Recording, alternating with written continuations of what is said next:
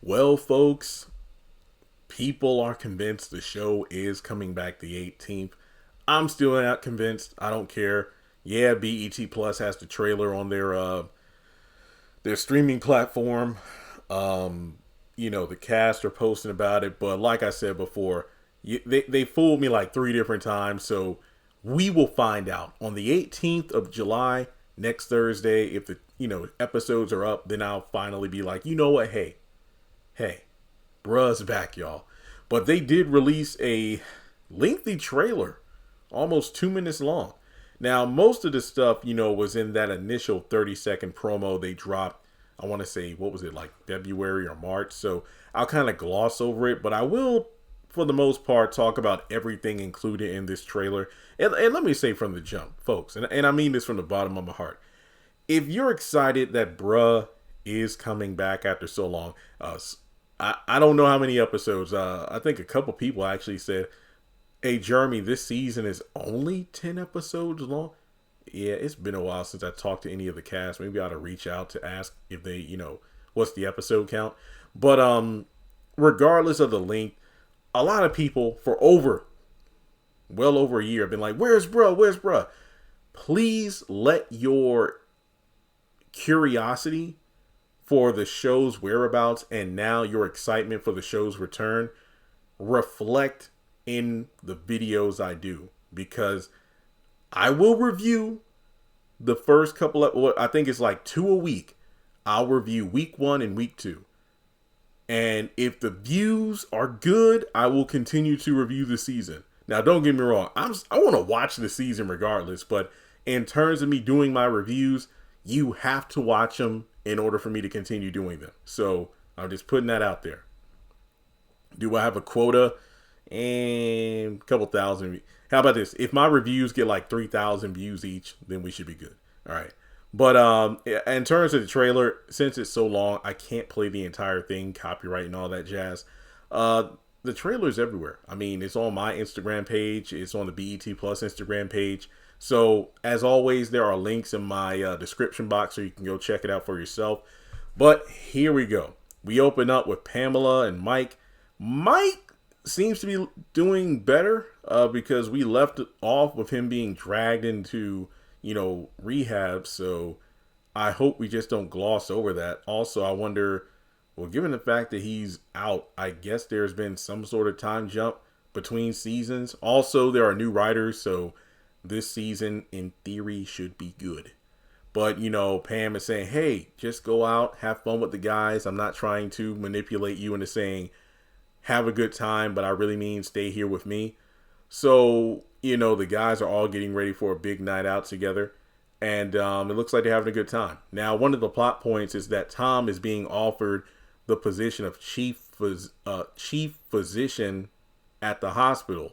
Greg is excited, but Tom is like, I don't know, because, I feel like if I accept this job, my entire life is going to be this job, and I'm going to just grow up to be old and alone. And it seems that he gets together again with Dina. Look, she looks like Myra from Family Matters to me, Michelle Thomas. She's like fun size, and it looks like they're getting a bit frisky at his place. He's, I think, just in his boxers, and she's just in her lingerie, putting her foot on his chest. And he's like, whoa, whoa, whoa. Now, my thing is, I still do not think this chick deserves a second chance with either Tom or Greg after what happened in season 3 when she got tipsy and then was hitting on both of them. And I mean by physically hitting them. And then did Greg shove her or slap her? I forgot. But basically, he only did it after she literally beat on him for quite a while and he repeatedly said stop. But yeah, I don't think this is a good idea, Tom. Not to mention, remember what happened with Valerie in season 1. That's all I'm saying. Now, I did a video a long time ago about the new characters who will be introduced in season 4. You will have to go back and reference it because I'm too lazy to do so. Seriously, I tried to find it, but it's 3 a.m. I don't feel like doing the research. But I don't know this new character's name, but I do know she's portrayed by, I believe, Selena Kay, who played a minor role in Ruthless Season 1. And she is a brand ambassador for a product called Daily Blessings Inc., which sounds like a pyramid scheme and a Viagra product. But basically, John is trying to, sell the product because she makes a point to say, I think you would be a great addition to the team. Now, we get some old characters back. What's her name? Laura, who was another employee at the sandwich shop who was only in season 1. She's telling John, I want you to show me how that product works in the bedroom. And then he tries to pass some of the product off to his mom. But from there, one of the big plot points of the trailer is that Bill is still getting freaky with Claudia, despite the fact that she has a crazy ass husband. They're at his place and, they're getting it on. And he's like, doesn't it turn you on that any moment now my crazy husband could come up in here? Yeah. And then they hear a knock on the door and they go, oh! And out of nowhere, we go back to that one scene I remember talking about where Bill is saying, you know what, marriage just isn't working for me. Let's get a divorce. And Regina's like, I'm pregnant. Ruh-roh.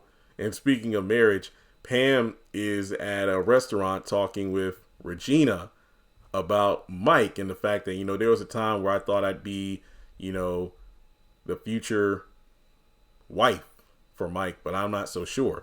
Which leads towards the very end of the trailer where, we have Mike showing off the bling to John, an engagement ring. And it just makes me wonder, I wonder if Mike comes out of the rehab and he's like, I'm ready to, settle down with Pam, but not forgetting everything that occurred over the past season with Mike.